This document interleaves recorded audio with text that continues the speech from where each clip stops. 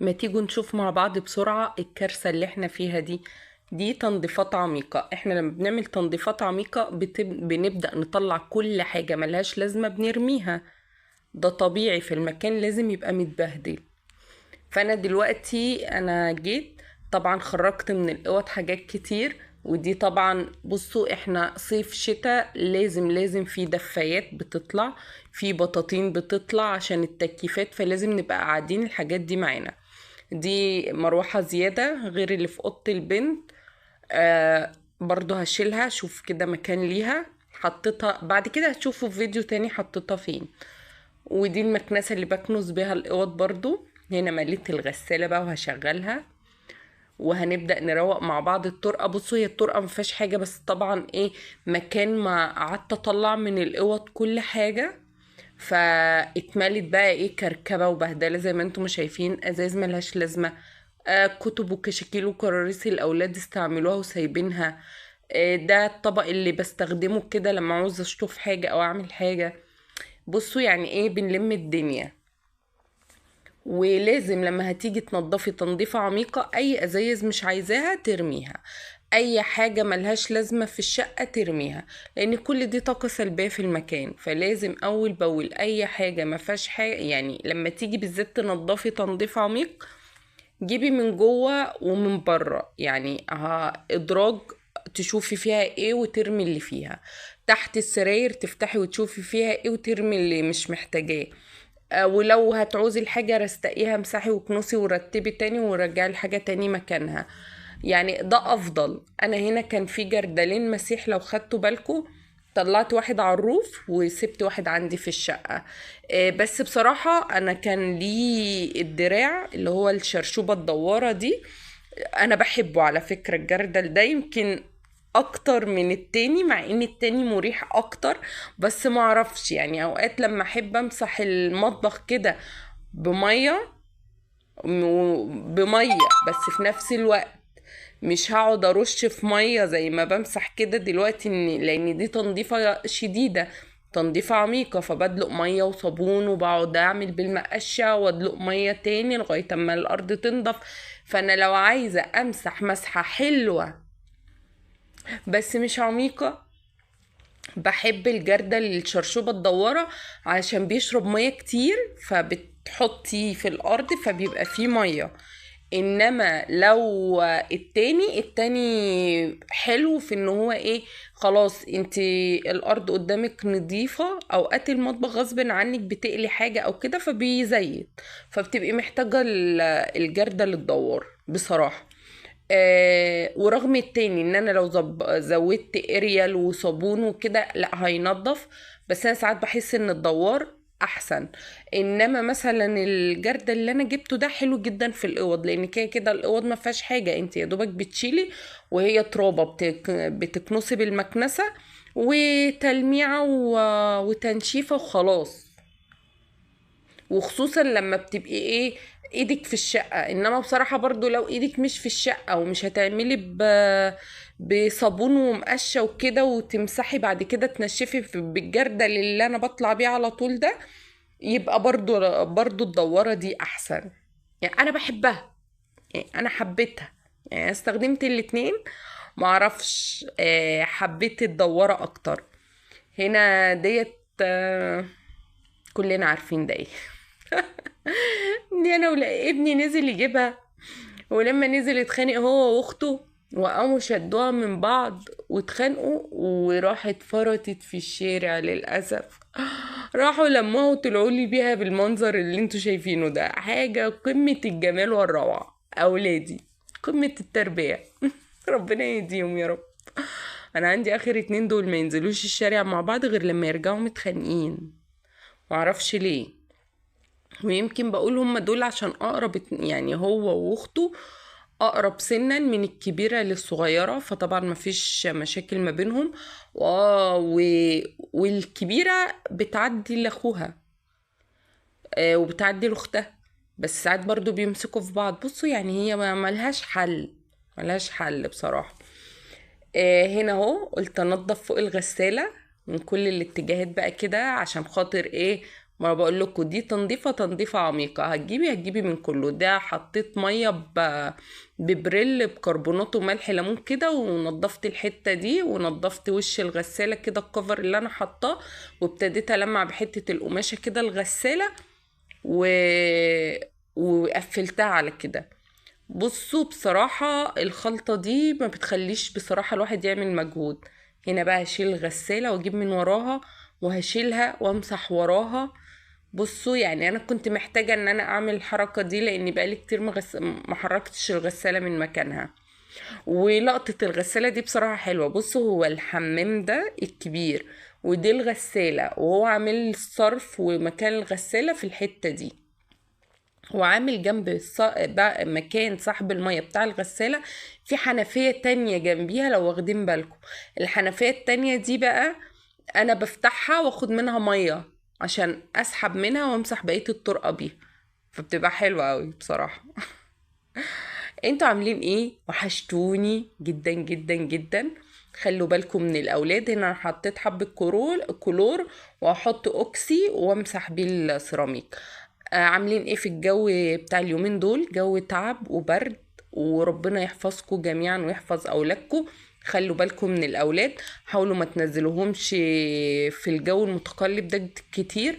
الجو مش معروف حر ولا ساقعة. الأولاد بينزلوا بصيفي بيرجعوا آخر النهار. هتنزلي ابنك أو بنتك درس، يبقى ياخد جاكيت معاه، لأن الجو بصراحة لا لا صعب صعب. انت بتنزلي الصبح على حس ان انت الجو حر، ولو جيتي ترجعي على بالليل بتبقي سقعانة وفي هوا، فالأولاد بتاعي. فخلوا بالكوا، لأن الجو اليومين دول بصراحة جو مرض، ومخلي النفسية بصراحة مش احسن حاجة برضو. حتى في حديث عن الرسول انا مش فاكرة معناه بالظبط، بس ان هو تقلب الفصول، ماشي، ده برضو بيأثر على النفسية. ففعلا بحسها قوي لغاية اما الجو يظبط على تيم واحدة، بتلاقوا الجو ابتدى يظبط، وانتوا نفسيكوا ابتدت تستقر وتظبط برضو معاها كمان. عاملين ايه؟ وحشتوني. تعليقاتكم قلت، لايكاتكم قلت، مشاهداتكم قلت، مش عارفه اقول لكم ايه. زعلانه، انا زعلانه والله. مش عارفه، انا حاسه القناه في النزل جدا عن الاول. مش عارفه ده عشان الفيديوهات ما بقتش توصل لكم، ولا الفيديوهات ما بقتش عاجباكوا. مش عارفة والله. فلو كده قولولي شايفين ايه في الفيديوهات، ممكن نعدله مع بعض، وحابين نعمل ايه على القناة عشان تكبر مع بعض، يعني نكبرها مع بعض بالطريقة اللي تناسبنا احنا الاتنين، انا وانتو. فعرفوني كده وقولولي، لان انا ملاحظة الفترة الاخيرة بصراحة ان المشاهدات، مدة المشاهدة قلت، وبعد ما كنتوا بتتفرجوا مدة أطول بقيت المدة أقل، وبقيتوا في ناس بستنى تعليقاتها ما بقيتش أشوف تعليقاتها خالص. والله العظيم وحشوني تعليقهم، ما بقيتش أشوف تعليقاتهم خالص. ما بقيتوش تعملوا لايكات زي الأول. أنا زعلانة منكم، زعلانة بجد. اه انا تعبانه جدا. دعواتكم ليا بالشفاء العاجل، لان فعلا دور البرد شديد، وحاسه ان انا منهكه جدا، ومحتاجه منكم طاقه ايجابيه كده في التعليقات، وتصلوا على النبي في التعليقات. عايزه اشوف صلاه على النبي، عايزه اشوف اذكار، عايزه اشوفكم ارائكم ايه، عايزين تشوفوا اعمل لكم ايه. طيب فيديوهات، ادوني اقتراحات لفيديوهات وانا انفذها ان شاء الله معاكم. قولولي واحنا مع بعض ايه اللي يعجبكم، ايه اللي تحبوا تتفرجوا عليه، يعني نتناقش مع بعض في التعليقات. ماشي، وانا برد على كل التعليقات كالعادة. يعني قولولي واحنا هنتناقش مع بعض في التعليقات ونشوف. وحتى ممكن نظبط على تيمة روتين تحبوه، ونتفق عليه، وتاني يوم اعمله وانزله لكم. والفيديو اللي بعده نفس الحكاية، تقولوا لي مثلا عايزين نشوف تنظيف كذا او عمايل كذا ايا كان، ونعمله ونقوم منزلينه ونبقى مع بعض تيم واحد. هبقى مبسوطة جدا لو عملتوا معايا كده. حتى انت تدوني افكار، تدوني ارائكم. قولولي عايزيني احسن، قولولي ازاي احسن في القناة. كل ده هيفرق معايا انا. يعني انا حابة ان القناة تكبر بيا وبيكو، ونبقى مع بعض تيم واحد. ايه رأيكم في الطرقة كده؟ اوعوا، بقت حلوة صح؟ دخلنا على البوتاجاز، الله يسامحه. البوتاجاز. بصوا هنلم بقى الحاجات كده منه. بصوا بلم الاول اي حاجة، رز، ردة، اي حاجة من الكلام ده بلمها الاول. بعد كده ببدأ الخلطة اللي انتم حفظتوها خلاص. بصوا بقى، انا اتقلي على الخل، على المسحوق، على البريل او ايا كان السائل اللي هتستخدموه. بصراحة حلو، بس ضايقني في حاجة واحدة. لما باجي احط الخل على المسحوق بتاع المواعين ايا كان نوعه، ماركته، ايا كان ايه هو، ما بيخليش في رغوة في السائل وانت بتغسلي. ماشي، دي نقطة. ثانيا، بس بصراحة ليه فايدة. يعني انا لما باجي بقى اغسل المواعين وتكون حاجات بتتزحلق، ازاز، بايركس، الكلام ده، لا بصراحة ما بتقعش، بتبقى في ايدك، مفيش الزفلطة بتاعت الصابون او بتاعت سائل المواعين. فدي ميزة. بس يعني العيب التاني حتة الرغوة دي. الرغوة دي بتبقى حلوة قوي وانتوا بتغسلوا. انا بعمل كده اهو، وبلمع الازاز. وعلى فكرة بعد ما بلمع الازاز بجيب مناديل ورق وبلمع بيها وبنشف بيها كويس.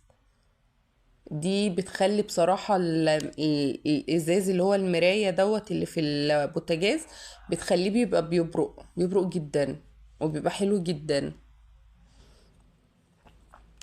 انا عشان بس ده بتاع الفرن، الصاجة بتاع، ابصوا هنا أنا جبت منديل اهو وبعمل بيه.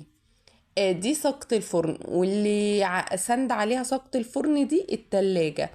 فانا حطاها كده عشان تبقى عازل، اولا للحرارة شوية الى حد ما، وتبقى عازل للدهون اللي بتنطر من الاكل وانا بعمله.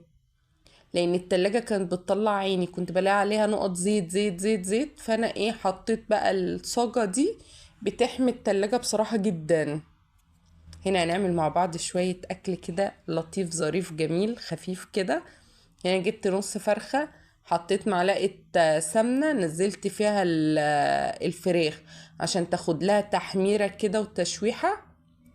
بصوا اهو، افضل احمر فيها كده شوية، وهغطيها كده لغاية اما تاخد تحميرة. بصوا التحميرة دي بتخلي الشوربة حلوة، وبتبقى يعني الفرخة برضو طعمها حلو. بتحط معاها حتة سمنة بلدي وتعملي.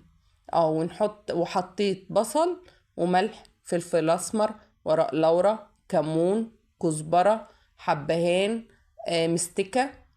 كل ده حطيته وبتقلبي. بصي ده الحبهان. كل ده بيخلي الشوربة في حتة تانية بصراحة. البهارات دي بتخلي الشوربة حلوة قوي. وبنزل عليها بالمية، وبسيبها بقى تاخد وتدي مع نفسها لغاية اما تستوي. ماشي. هنا نجيب الزيت، حطيت حبة زيت، هنحط معاهم شعرية. شعرية جميلة جدا، انا بحب الشعرية كتير في الرز ابو شعرية اهو زي ما انتم ما شايفين كده. وهتحمريها، وبعد ما تتحمر معاكي هتنزلي عليها بالرز. بعد كده الملح، بعد كده شوية المية تبقى مغطية لغاية اول عقلة من صباعك. ماشي. مع الوقت انت عينك بتاخد، بس هي عقلة بس من صباعك زيادة على الرز. بصوا انا احب بقى، بصوا الشعريه تبقى كده في كتير ومفرفط كده وحلو. معرفش اللي يحط شويه شعريه صغننين كده في وسط الرز، ما مش عارفه انا الفكره. حيث ان هو خايف يزود في الشعريه شويه. ده كيس شطه الاندومي لزقت في البتاع، في البلاستيكه اللي حاطه فيها الرز. هنا جبت سمنه وحطيت بقيه البصله، واحط عليها شويه ملح، فلفل اسمر، واحمر البصله اهو. بصوا فلفل اسمر، وبحط ملح وبقلبها. بصوا بقى المرتة دي انك تحط الملح والفلفل الاسمر معاها بتدي طعم البصلة حلوة قوي. بعد كده نزلت بالبسلة تاخد تشويحة معاها كده مع البصلة والجزر. بصوا البسلة والجزر سوا واحد، تحطيهم مع بعض عادي جدا اهو زي ما انتم شايفين كده، وتقلبيهم. وبعد ما ياخدوا تشويحتين تلاتة كده ويفكوا كده ويبقوا مع بعض، دي هريسة فلفل بس مش حراقة، باردة. ماشي، بس بتدي طعم حلو قوي، التوم والفلفل والكلام ده بيدي طعم حلو قوي للأكلة. وبعد ما خدت وقتها رحت نزلت عليها بالصلصة، تاخد بقى وتدي مع بعض. بعد كده تزوديها شوية شوربة جميلة، ويبقى ألف هنا وشفا عليكي. هنا نجيب الفراخ هطلعها واجيب صلصة جاهزة عادي اللي في العلب، احط عليها حبة زيت لما ابقى مستعجلة. هنا كنت مستعجلة عشان نازلة الدرس، فجبت الصلصة حطيت عليها حبة زيت، قلبت، حطيت عليها الصلصة، دخلتها الفرن. لما اكون بقى فاضية هوريكم انا بعمل ايه في الفراخ. بس دي بصراحة كنت مستعجلة عشان كنت لازم انزل اجيب الاولاد من المدرسة، وكنت محتاجة اخد معايا اكل عشان اكل بنتي قبل ما تروح الدرس بصراحة. اه، والبطاطس بحطها قبل السوا مفيش ربع ساعة اهو زي ما انتم شايفين كده. بتقلبي بقى وتقومي ايه سايباه. هنزود حبة شوربة، الشوربة بتديها طعم حلو قوي. بس وبعد كده جبت الاكله وحطيت وخدته معايا في العربيه عشان اكل الاولاد عشان اكل بنتي اللي كانت رايحه الدرس. ودي كان وده كان الفيديو بتاع النهارده، يا رب يكون عجبكم. باي باي.